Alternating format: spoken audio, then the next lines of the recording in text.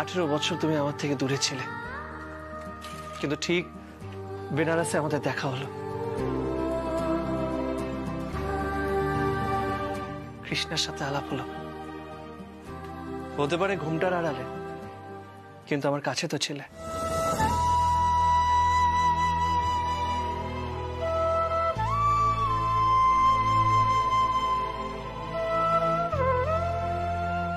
তাহলে কেনই বা চলে যাচ্ছেন বলুন তো? আর উনি যাচ্ছেন বলে আমার এরকম খালি খালি বা কেন লাগছে? ঠাকুর ঠাকুর বলেন, আমি এখন কি করব? এত ভেবো না শ্যামা। এতদিন বাদে তোমাকে কাছে পাওয়ার সুযোগ আমি কিছুতেই ছাড়বো না।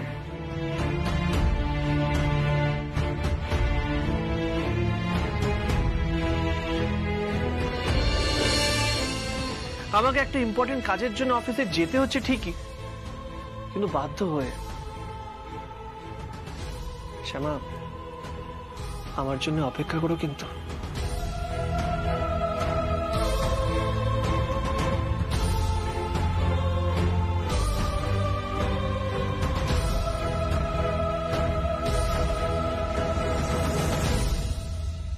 আবার আমাদের 4 হাত এক হবে, শুভ দৃষ্টি হবে। আমার থেকে আর দূরে থাকতে পারবে না শ্যামা। তুমি কেমন, তুমি চোখের তারায় আয়না ধরো, এ কেমন কান্না তুমি আমায় যখন আদর করো।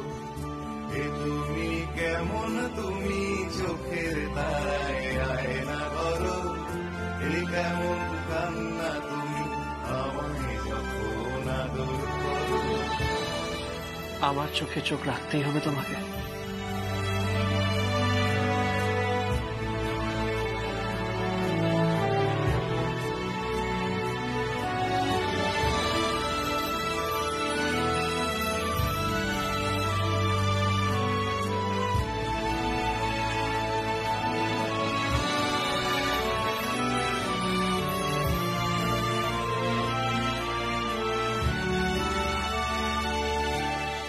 আসি।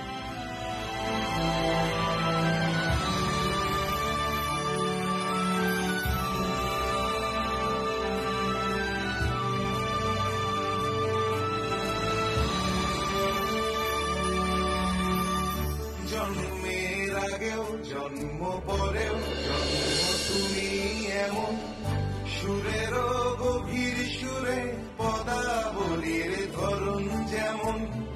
জন্মের আগেও জন্ম পরেও জন্ম তুমি এমন, সুরেরও গভীর সুরে পদাবলীর ধরন যেমন।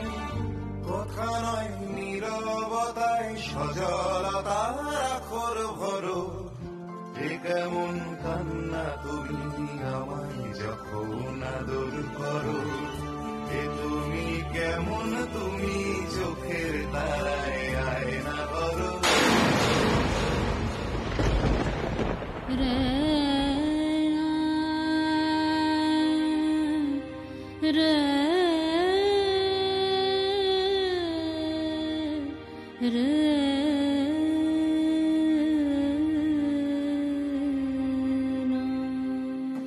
মা,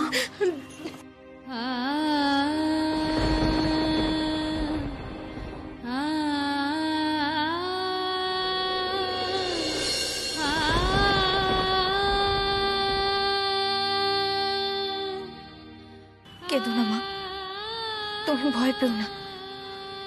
বাবা যখন বলেছে চলে আসবে, তখন ঠিক চলে আসবে, তুমি দেখো।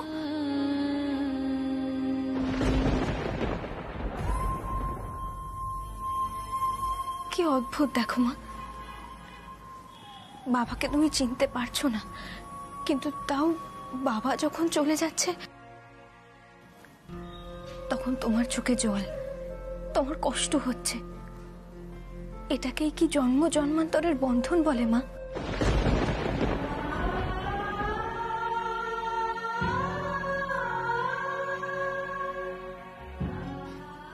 না মা, আর কোনো দ্বিধা নয়, তুমি নিখিল চৌধুরীর স্ত্রী।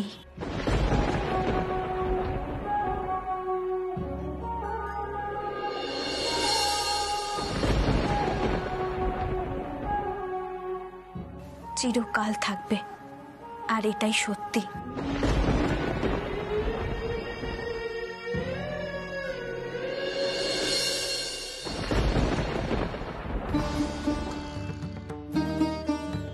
যদি তাই হয় কৃষ্ণ, তাহলে ওই মানুষটাকে ভালোই ভালোই ফিরিয়ে দিও, আবার যেন তাকে দেখতে পাই। নয়তো যে আমার সবকিছুর থেকে বিশ্বাস উঠে যাবে।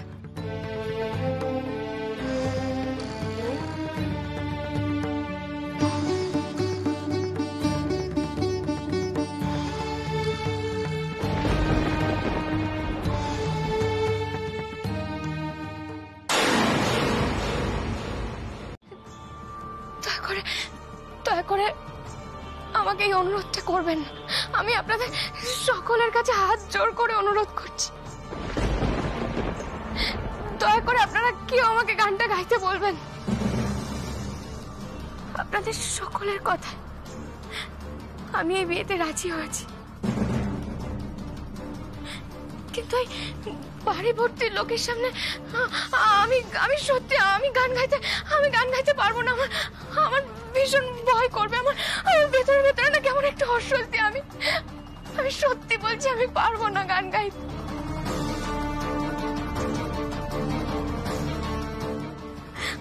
আমাকে ক্ষমা করে দেবেন, আমি সত্যি গানটা গাইতে পারবো না। মা যেও না, আমার কথাটা শোনো মা।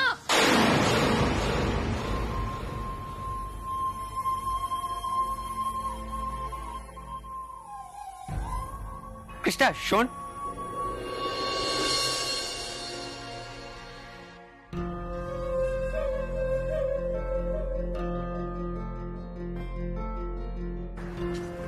বলো দাদা ভাই।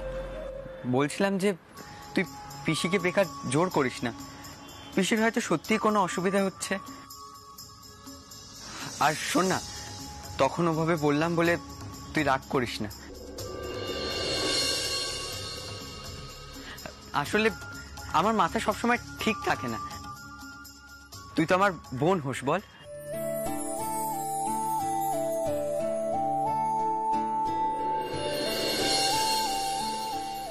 তুই ওই কথাগুলোর জন্য কষ্ট পাস না?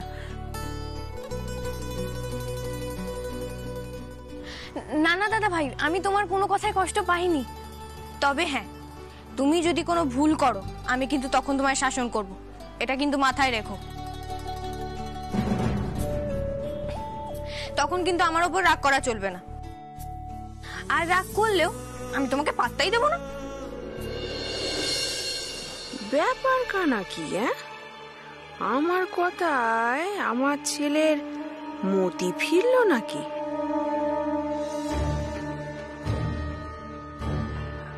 ভাব জমাচ্ছে পিসির বাড়ির লোকদের সঙ্গে। তাহলে জামাই দাদা সে কথাই রইল, মঞ্চ একটা বেঁধেই ফেলুক। পরে শ্যামার যদি গান মনে পড়ে যায় তখন না হয় গিয়ে দেবে। সেই বরং ভালো। এক মিনিট,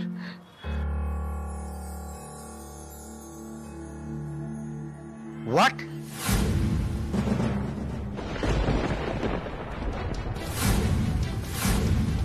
এখান থেকে তো অনেকক্ষণ আগে বেরিয়ে গেছে, এতক্ষণে তো পৌঁছে যাবার কথা।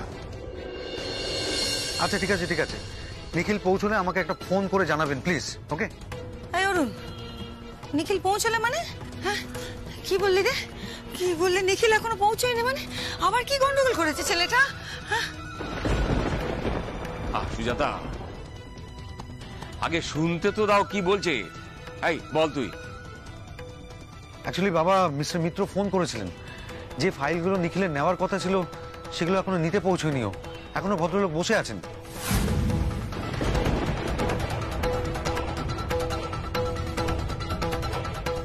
পৌঁছয়নি মানে?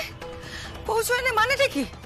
দেখেছো তো, দেখেছো এখন কোথায় গেল ছেলেটা? কি করে বুঝবো? কি কাণ্ড! কি হয়েছে?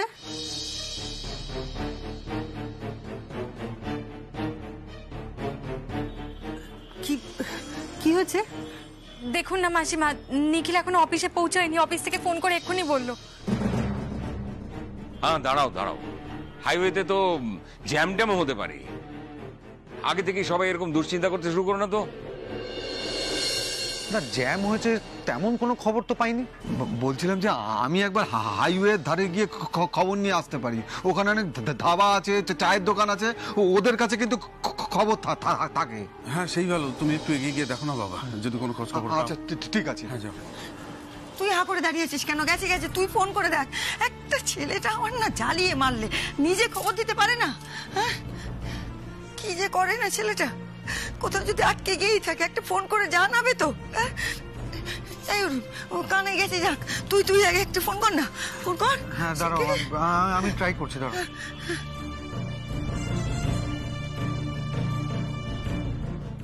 কি রে, কি হলো বল না। মা রিং হচ্ছে কিন্তু ধরছে না। ধরছে না তো, আমি জানি তো, এই তোর অভ্যেস। আচ্ছা বাড়ির লোকের ফোনটা ধরতে কি হয় বলতো? হাতে সারাক্ষণ ফোন নিয়ে ঘুরছে। আচ্ছা আরেকবার ট্রাই করতে দাও না। হ্যাঁ কর।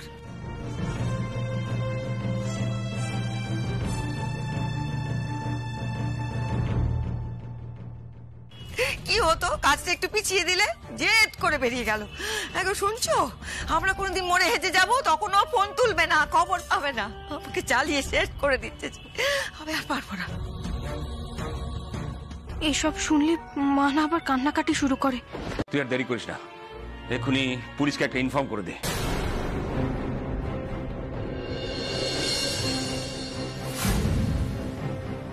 পুলিশ? হ্যাঁ,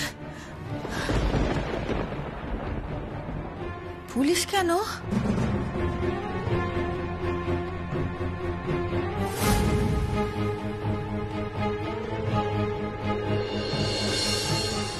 মা ফোনে যদি না পাওয়া যায় আমরা কোথায় খোঁজ করবো বলো তো? পুলিশকে জানালে ফোনের নাম্বার ট্রেস করে গাড়িটাকে লোকেট করতে পারবে।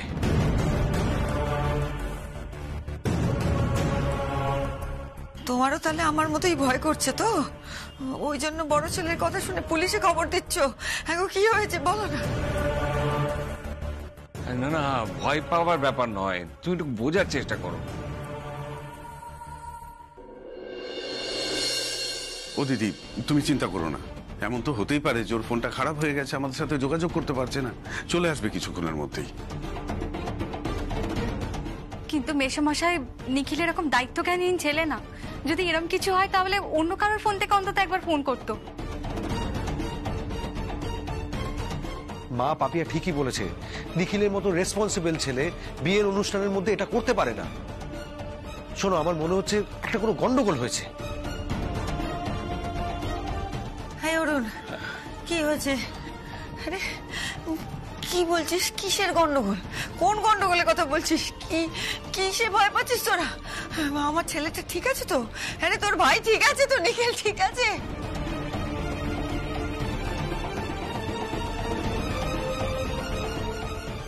আর সুজাতা, একটু দাঁড়াও, এক্ষুনি কান্নাকাটি শুরু করো না।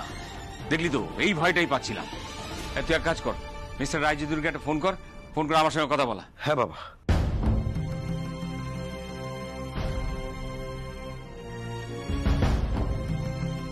হ্যালো মিস্টার রায়চৌধুরী, আমি অরুণ চৌধুরী বলছি, বসন্ত চৌধুরী বড় ছেলে।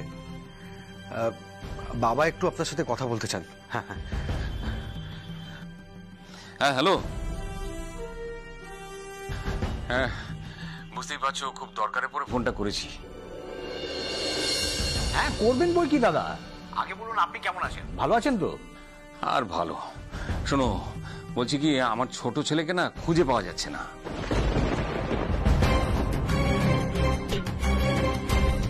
ছোট ছেলে মানে নিখিল চৌধুরী তো? উনি আবার কখন নিখোঁজ হলেন? আমি তো শুনেছিলাম ওনার স্ত্রী নিখোঁজ ছিলেন। হ্যাঁ, তবে আমার ছোট বৌমা কয়েকদিন আগে ফিরে এসেছে। আজ ওদের একটা বিয়ে দেবার ব্যবস্থা করেছিলাম, কিন্তু সেই ছেলে তো কাজ আছে বলে বেরিয়ে এখনো পর্যন্ত ফেরেনি। কাজে বেরিয়েছিল? কি কাজে? আজ একজন ইনভেস্টর ডেকেছিলেন, সেখানে যাবার ছিল। আবার আমাদের কোম্পানির একটা বোর্ড মিটিংও ছিল। ও, তারপরেই মিসিং হয়েছে? না না, তার একটা তো যায়নি, সেই জন্য তো চিন্তা হচ্ছে। প্রথম দিকে ফোনটা রিং হচ্ছিল, এখন আবার ফোনটা সুইচ অফ বলছে। ওকে, আমি নিখিল চৌধুরীর ফোন নাম্বারটা এক্ষুনি ট্র্যাক করতে দিচ্ছি। দেখো, আমরা খুবই দুশ্চিন্তার মধ্যে পড়েছি। আমার ছেলে এরকম ইরেসপন্সিবল নয়, ও কোথাও আটকে বললে ঠিক আমাদের জানাতো। আচ্ছা দাদা, আপনার কি কারোর ওপর সন্দেহ হয়? সে কি করে বলি, তবে সৎ পথে থাকতে গেলে শত্রু সংখ্যা তো বাড়বেই। সেটা আমার ছেলেরও যেরকম আছে, আমাদের কোম্পানিরও আছে। ঠিক আছে দাদা, আপনি চিন্তা করবেন না। আপনার ছেলে বিয়ের লগ্নের আগেই বাড়িতে যাতে পৌঁছে যায়, আমি সেই ব্যবস্থা করছি। তুমি আমাকে অনেকটা ভরসা দিলে, রাখছি তাহলে। হ্যাঁ হ্যাঁ দাদা, রাখুন, ঠিক আছে।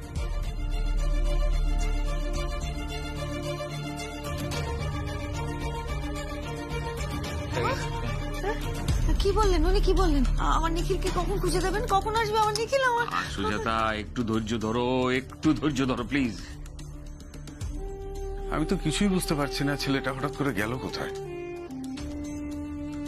এদিকে শ্যামাকে দেখুন, ওর তো বেচারি কিছু মনেই নেই, তাও তো ধীরে ধীরে চেষ্টা করছিল আমাদেরকে আপন করে নেওয়ার। বুঝতে পারছিল যে আমরা ওর পরিবার। আর এই সময় কি বলি বলো তো বড় বৌমা, আমিও দেখেছি কি সুন্দর করে কোণে সেজে বসে আছে চুপটি করে, কাউকে চিনতে পারছে না, শুধুমাত্র আমাদের ভরসায়। বলো কোন মুখে গিয়ে দাঁড়াবো আমি বুঝতে পারছি না। কি করি বলো তো? কি কপাল, মেয়েটারও কপাল দেখো।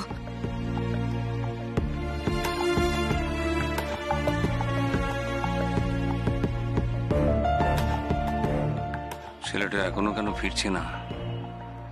ঈশ্বর ওকে রক্ষা করবেন জানি, কিন্তু তাও চিন্তাটা যাচ্ছে না।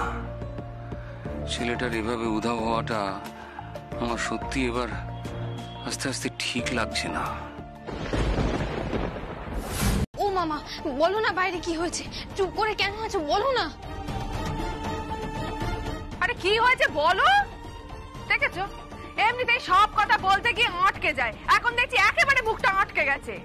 এই যে তুমি বলবে না, আমি নিজে গিয়ে দেখবো। বাইরে জামাই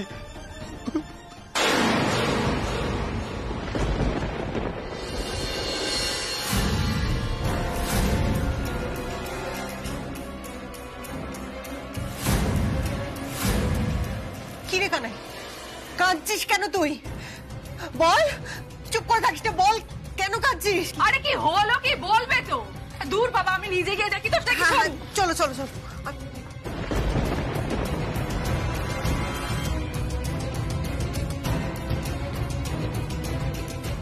ও কানাই, চুপ করে আছো কেন?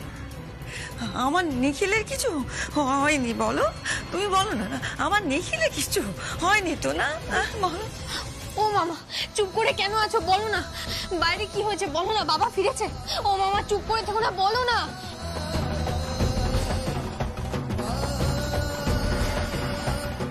দিদিভাই চলো, আমরাও বাইরে গিয়ে দেখি, এসো। আমি বলতে পারছি না মাঝি।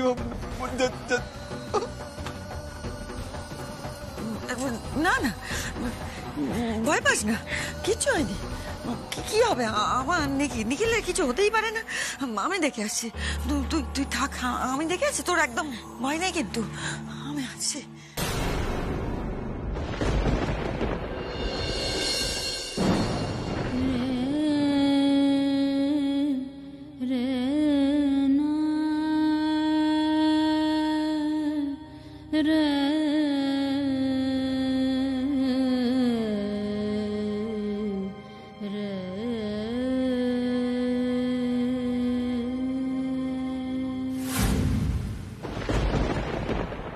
আরে কি হলোটা কি? এখানে এত জট লাগিস এরা?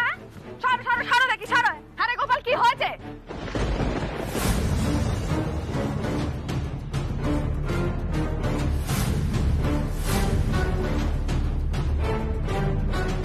ওরে শ্যামা, এদিকে দেখে যা, তোরে কি সর্বনাশ হলো রে। ও বউ, আজকের দিনে তোর কপালটা পুড়লো। কি হয়েছে বউ? আবার কথা গেল? দেখ,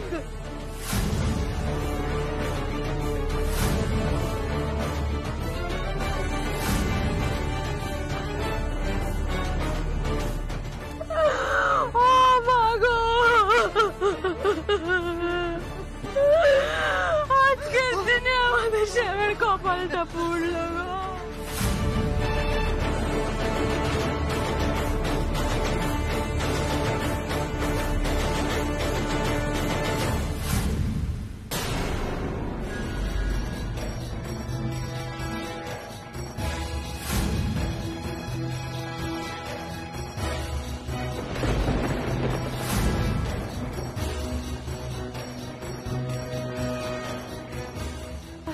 জেঠুমনি জেঠুমনি কি হয়েছে?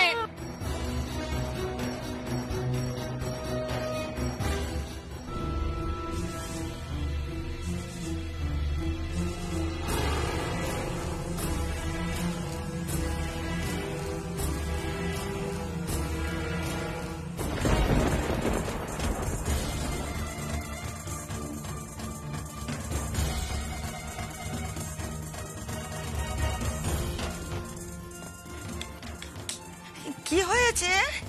হ্যাঁ, কি হয়েছে? এত ভিড় করে দাঁড়িয়ে আছো কেন?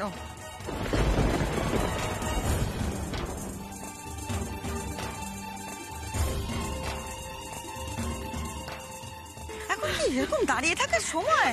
কি হলো? কি হয়েছে? আমি বলতে পারবো না। অমন করছে কেন বড় বৌমা? অমন করছে কেন? আমার ভালো লাগছে না। কি কি এমনটা হতে পারে না, এটা সত্যি হতে পারে না। তুই আমাকে আবার মিথ্যে বলছিস, তাই না? কি হলো বল, তুই মিথ্যে বলছিস তো আমাকে? না মা, আমি সত্যি কথা বলছি। এটা সত্যি হতে পারে না, আমাদের ছেলে চলে গেছে মা।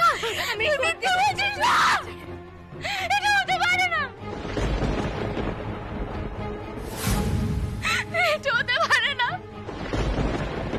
হতে পারে না, এটা সত্যি। আমি জানি তুই মিথ্যে বলছিস, আমি নিজে গিয়ে দেখবো, আমি জানি তুই মিথ্যে বলছিস।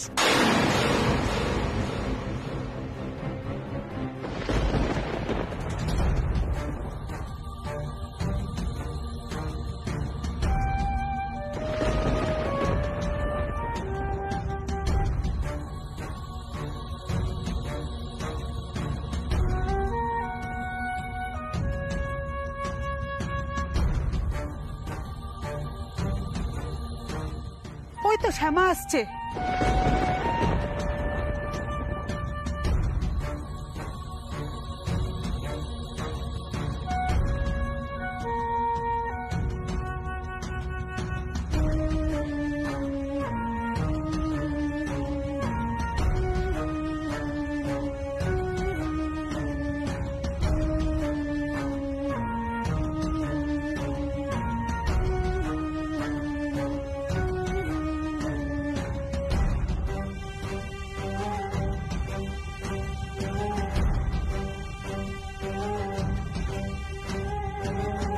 এই বয়সে এই সাজে এসে স্বামীর মৃতদেহ দেখতে হচ্ছে।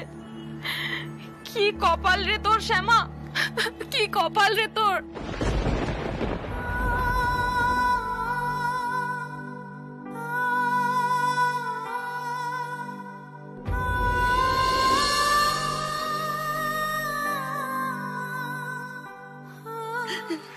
শ্যামা,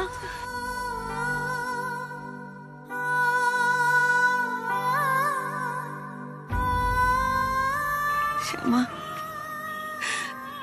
ওরে আর চুপ করে থাকিস না, ভালো করে দেখ, তোর ছোট কর্তাকে দেখ। তুই একবারটি ডাক, তুই ডাকলেও শুয়ে থাকতে পারবে না, ও ঠিক উঠে পড়। ডাক না মা, একবারটি ডাক।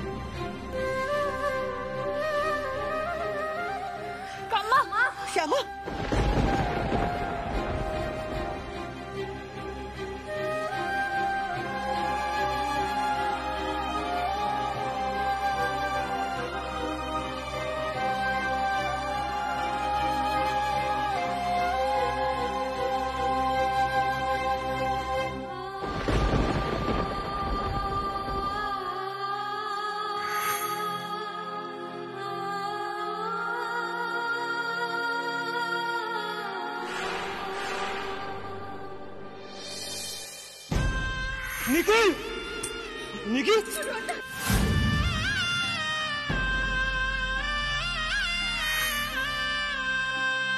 ছোটখাটো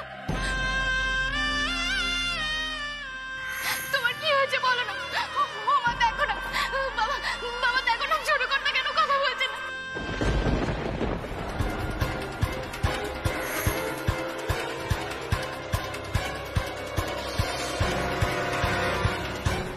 ছোটখাটো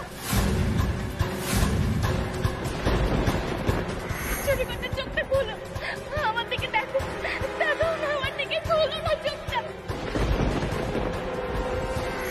ও বাবা, দেখো ছোটখাটো বলো নাকি রক্ত পড়ছে, দেখো না আমার ছোটখাটো আমার সঙ্গে কথা বলছে।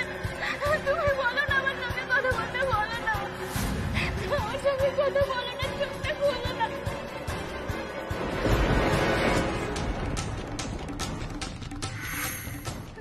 ওঠো না ছোটখাটো, দেখো দেখো আমি তোমার জন্য অপেক্ষা করে বসে আছি, ওঠো না, চোখটা খোলো, আমাকে দেখো। আছিস কেন এখনো শুয়ে আছিস কেন? হয়ে গেছে তো, সরা এসব সরা। এবার এতে আমি সব, হ্যাঁ নাটক হচ্ছে বড় বৌমা। ছি ছি ছি, এরকম সব পড়েছে, নাটক কেউ করে?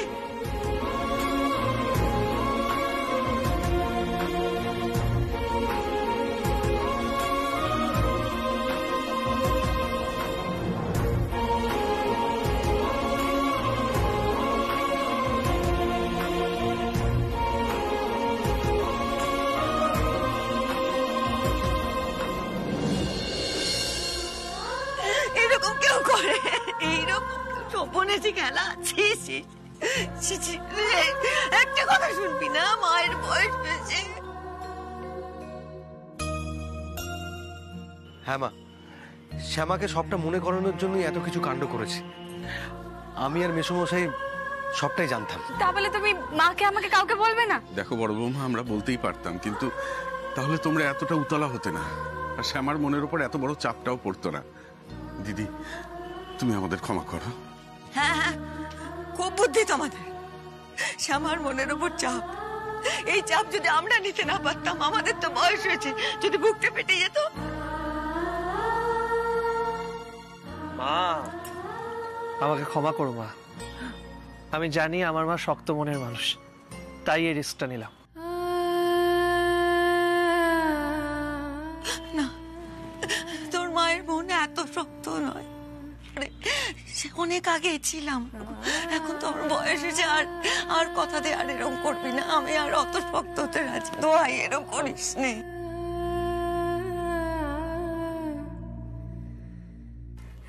আমি জানি নিখিল তুমি ভালোর জন্য করেছো এগুলো, কিন্তু এই বয়সে মার উপর কতটা দখল পড়লো সেটা বুঝতে পারছো তো? আমি জানি বড় বৌদি, কিন্তু আমার আর শ্যামার মুখ চেয়ে মাই ধকলটা নিয়ে নেবে। আমার মা দুর্বল না। কি মা, আমি ঠিক বললাম তো? হ্যাঁ হ্যাঁ, ঠিক বলেছো।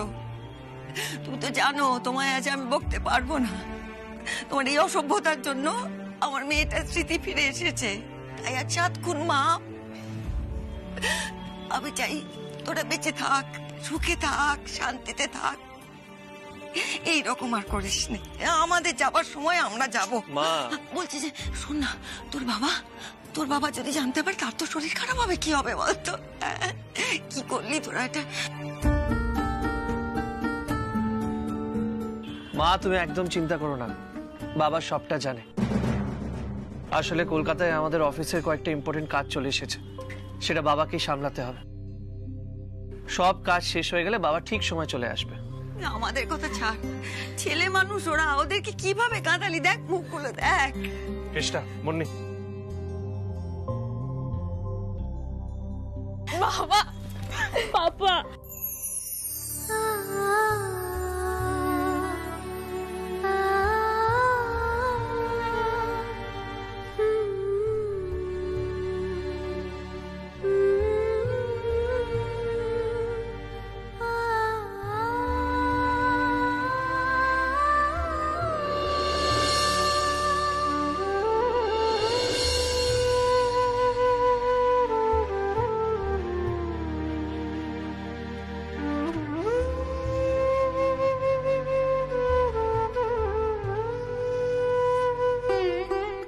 আই এম এক্সট্রিমলি সরি শ্যামা।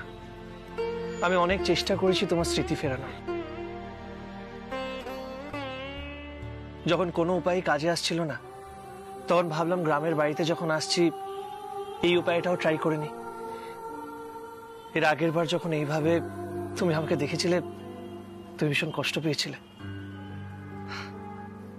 আনন্দ তোমার স্মৃতি ফেরাতে পারছিল না, তাই ভাবলাম যদি বেদনা ফেরাতে পারে।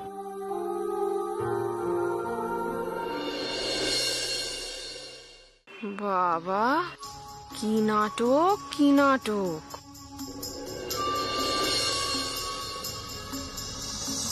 যাব বাবা, এতদিন শুনলাম স্মৃতি নেই, এর মধ্যে সব মনেও পড়ে গেল। মা, তুমি বাবার ওপর আর রাগ করে থেকো না। বাবার চেষ্টাতেই তো তোমার সব স্মৃতি ফিরে এলো।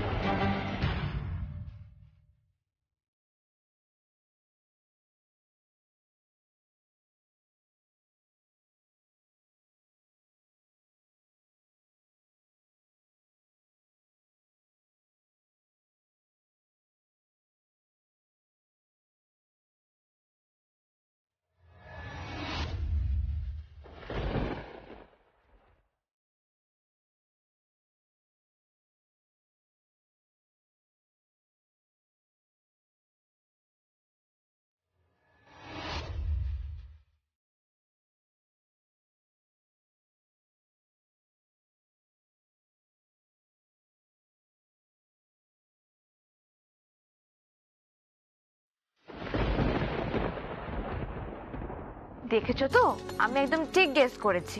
কিন্তু মম, আমি তো অত বড় নেক পিস, মানে বড় নেক পিস তো গলায় পরি না। আর তুমি তো জানো আমি পছন্দ করি না। বাবা, আমি তো জানি আমার রাই বেটা কি পছন্দ করে আর করে না। তাই তো আমি আমার রাই বেটার জন্য একটা সুন্দর হালকা দেখে বাট খুব দামি একটা ডায়মন্ডের নেক পিস অর্ডার করেছি। তুমি কি জানো বেটা, একটা বিখ্যাত ডিজাইনার তোমার জন্য ওই ডায়মন্ড সেটটা বানাচ্ছে। হ্যাঁ, আর আমি চাই তুমি ওই কোটি টাকার ডায়মন্ড নেক পিসটা পরে সঙ্গীতের মহাযুদ্ধের ফাইনালে পারফর্ম করো। সারা বিশ্বের লোক আমার সুন্দরী রাইবেটাকে একটু দেখো। নজর লেগে গেল। কাকিয়া, উনি কি কোটি টাকার নেকলেসটা পরে কম্পিটিশনে পারফর্ম করবে? হ্যাঁ অনিবেটা, তোমার কাকিয়া তোমার এই সুন্দরী বোনের জন্য একটা কস্টলি ডায়মন্ড সেট অর্ডার করেছে। কিন্তু দিদুন, একটা ব্যাপারে আমি একটু কনফিউজ। তুমি শোনো শোনো, মানে এই যে কোটি টাকার নেকলেসটা পরে বুনি পারফর্ম করবে, তো সেটা কি আর সিঙ্গিং কম্পিটিশন? মানে আমার তো এটা মডেলিং এর র্যাম্প ওয়াক মনে হচ্ছে। ও আদৌ গান টান গাইবে তো? মানে আমি কিন্তু জানি না। এটা খুবই লজিক্যাল। আমি তো বুঝতে পারছি না ব্যাপারটা, মানে এত সেজে বুঝে এটা গান। না না অনিবেটা, এরকম কোনো ব্যাপার না। আসলে কি বলতো, রাই তো আমার একমাত্র মেয়ে। দেখবে হঠাৎ করে কোন দিন আবার ও শ্বশুর বাড়ি চলে যাবে, তখন তো আমি আর আমার মেয়ের আবদারগুলো মেটাতে পারবো না। তাই আমি যতটা পারি ওকে আদরে রাখার চেষ্টা করি। আর আসলে ও ডায়মন্ড পরতে খুব ভালোবাসে, তো তাই আর কি।